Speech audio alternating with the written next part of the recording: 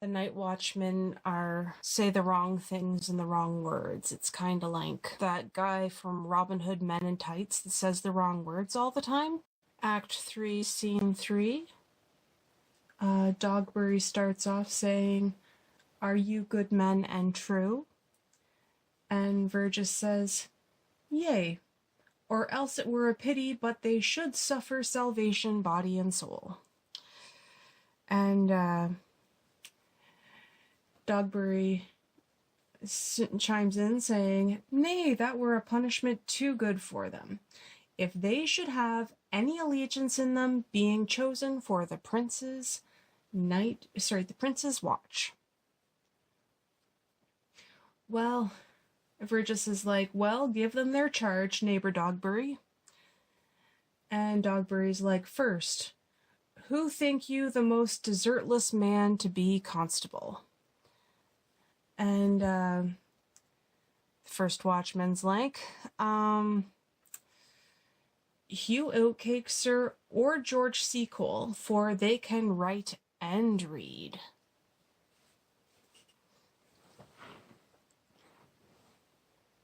And page turn here. And Dogberry's like, "Come hither, neighbor Seacole, God hath blessed you with a good name. To be well favored, man, is the gift of fortune, but to write and read comes by nature." And George Seacole's like, "Both which, Master Constable?"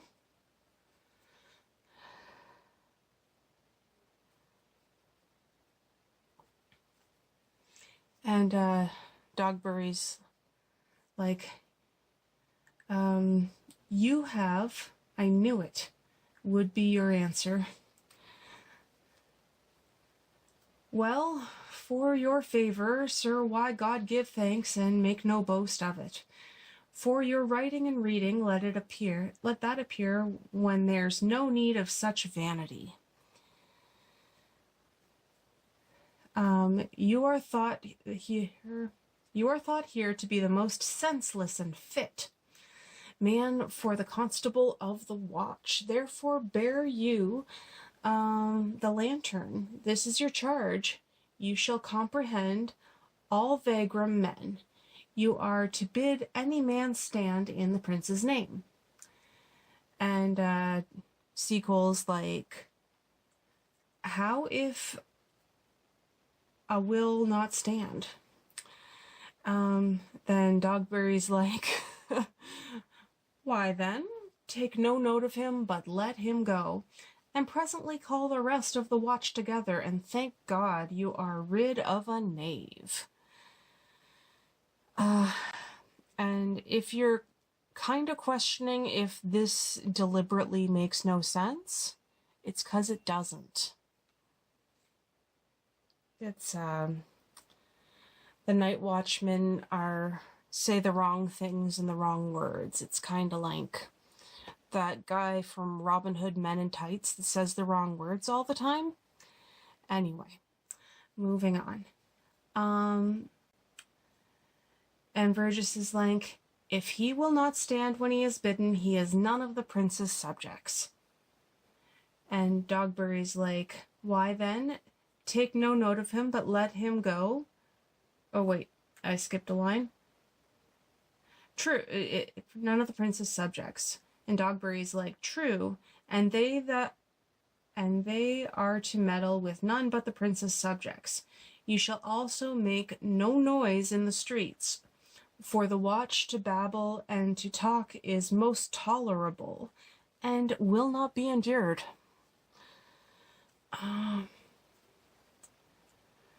And the watchman's like, "We will rather sleep than talk. We know what belongs to a watch." And Dogberry's like, "Why, you speak like an ancient and most quiet watchman. For I cannot see how sleeping should offend. Only have a care that your bills be not stolen. Well, you are on call at all the alehouses and bid those that are drunk get them to bed.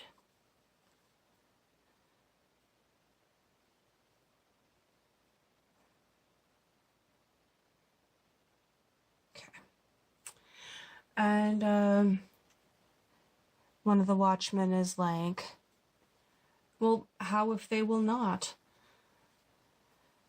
And Dogberry's like, why then let them alone until they sober, and if they make you not, then the better answer, you may say that they are not the men you took them for.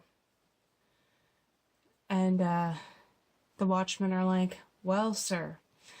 And Dogberry's like, if you meet a thief, you may suspect him by virtue of your office to be no true man, and for such kind of men, the less you meddle or make with them, why, the more is for your honesty.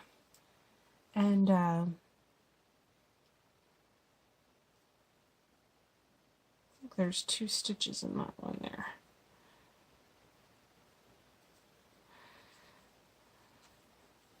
Anyway, and one of the watchmen is like, if we know him to be a thief, shall we not lay hands on him? And Dogberry's like, truly by your office you may, but I think that pitch will be defiled the most peaceable way for you, if you do not take a thief, is to let him show himself what he is and steal out of your company. And Verges is like, you have always been called a merciful man. And Dogberry's like, truly, I would not hang a dog by my will, much more a man who hath any honesty in him.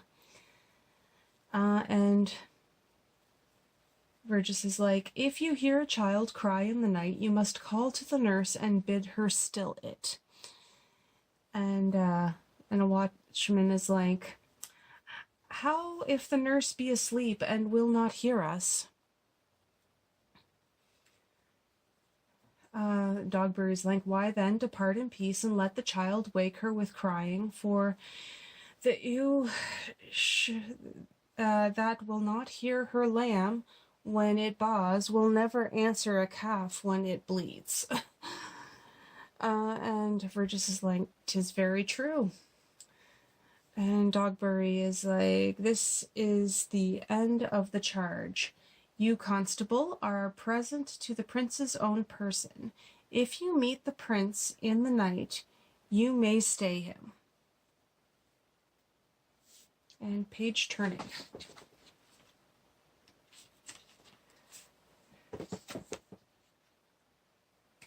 And Verges is like, nay, byre lady, that I think I cannot.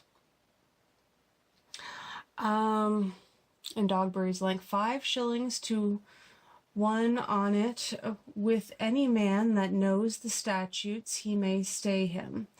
Marry not with the prince, be willing, for indeed the watch ought not to offend no man, and it is an offense to stay a man against his will. Byre lady, I think it be so. Ha. Well, masters, good night.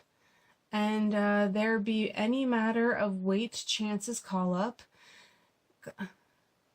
me. Keep your fellows' counsel and your own, and good night. Come, neighbor. And Verges heads off with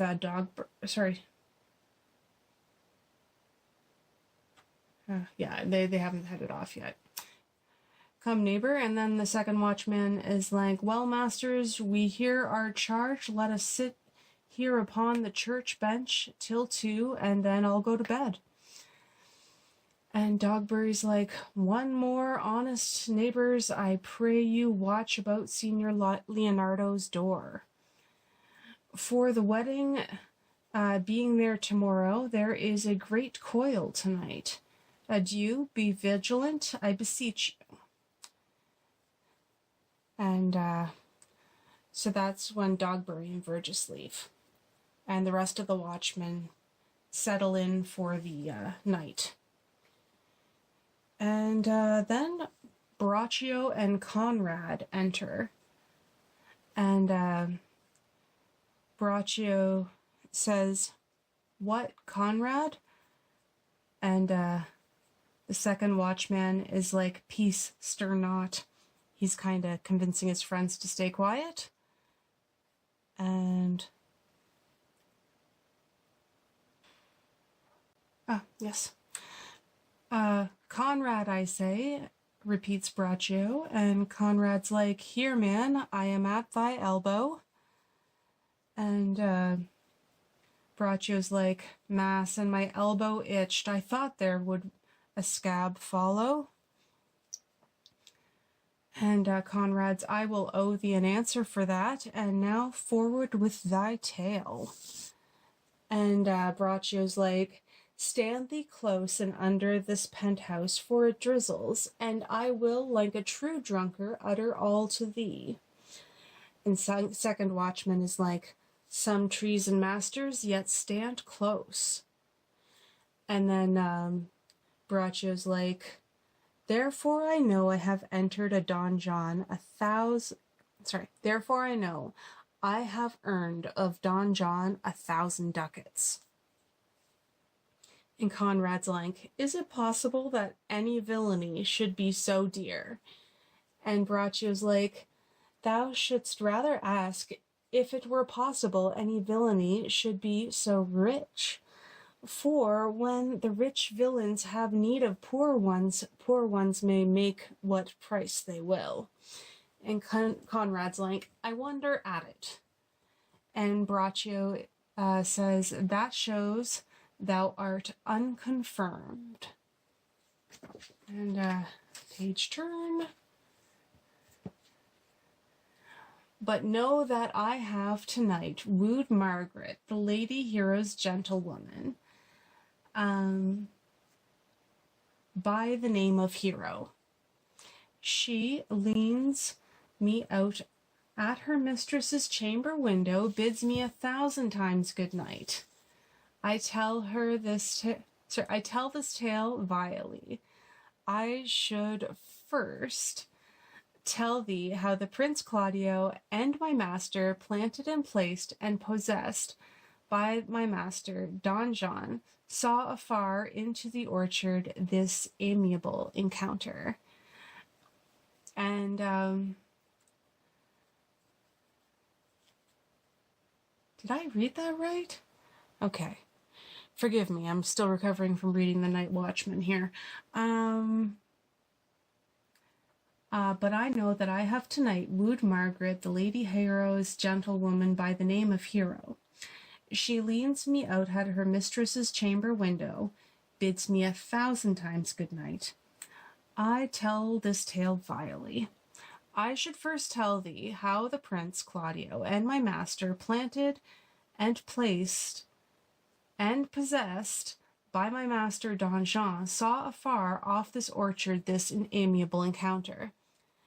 And Conrad's like, "And thought they Margaret was Hero?" And Braccio's like, "Well, 2 of them did, the prince and Claudio, but the devil, my master, knew she was Margaret, and partly by his oaths which first possessed them, partly by the dark night which did deceive them, but chiefly by my villainy which did confirm any slander that Don John had made.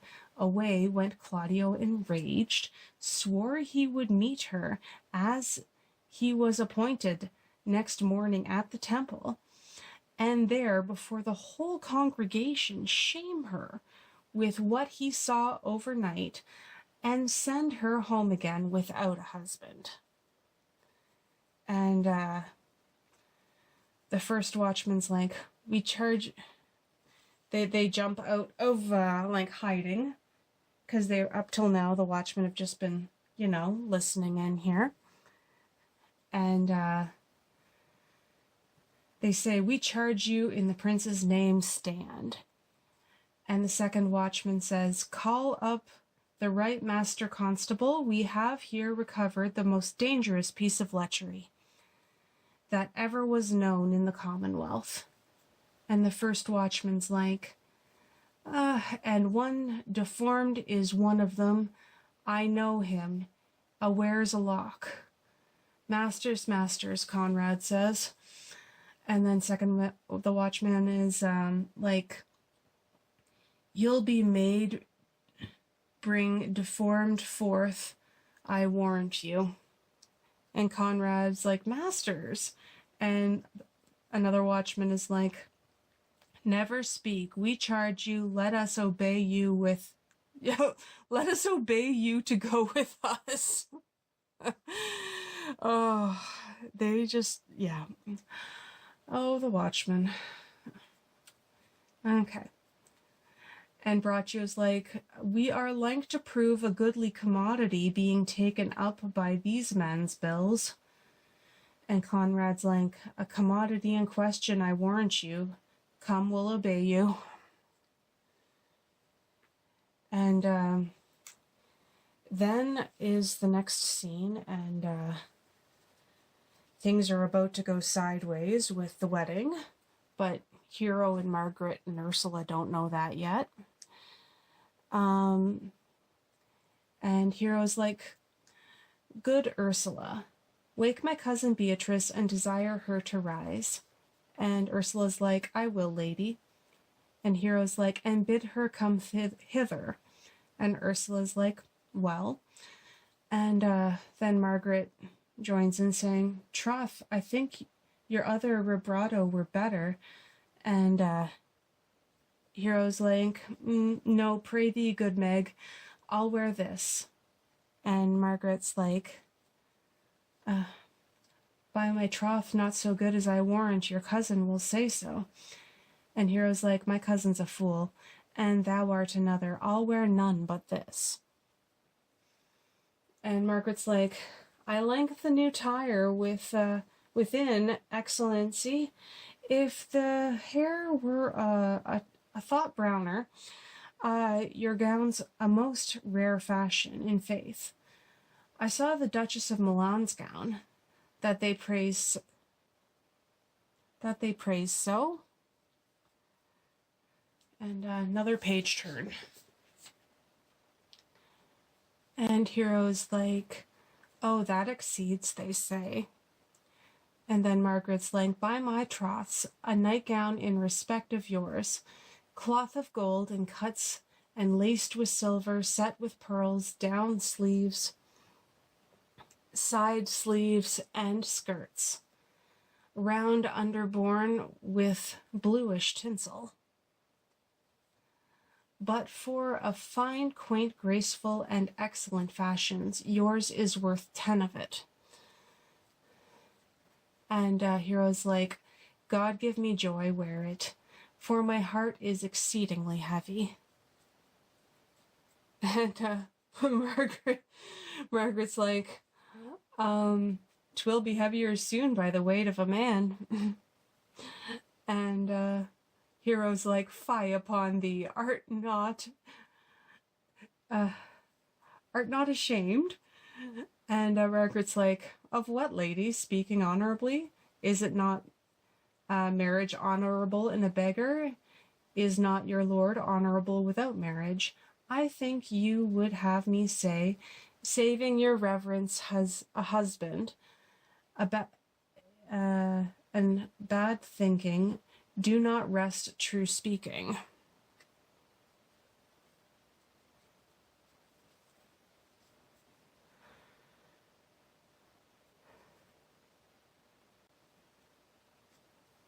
I'll offend nobody. Is there any harm in the heavier for a husband? None. I think, and it will be right, husband, and the right wife, otherwise 'tis light and not heavy. Ask my lady Beatrice, here she comes. And Beatrice enters, and she's like, good morrow, cuz. And, well, Hero says, good morrow, cuz. And Beatrice says, good morrow, sweet Hero. And then Hero's like, why, how now? Do you speak in sick tune? And Beatrice is like, I am out of all other tune, methinks. And Margaret's like, claps into light o' love, that goes without a burden. Do you sing it? And I'll dance it. And Beatrice is like, ye light a love with your heels, then if your husband have stables enough, you'll see he shall lack no barns. And Margaret's like, oh, illegitimate construction.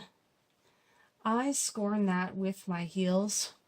And Beatrice says, 'tis almost 5 o'clock, cousin, 'tis your time. 'Tis time you were ready, by my troth. I am exceedingly ill. Hi-ho. And Margaret is like, for a hawk, a horse, or a husband? And Beatrice is like, for the letter that begins them all, H. And then Hero is like, these gloves the Count sent me, they are an excellent perfume. And that's it for this row. I'll see you guys on the next one. Bye-bye.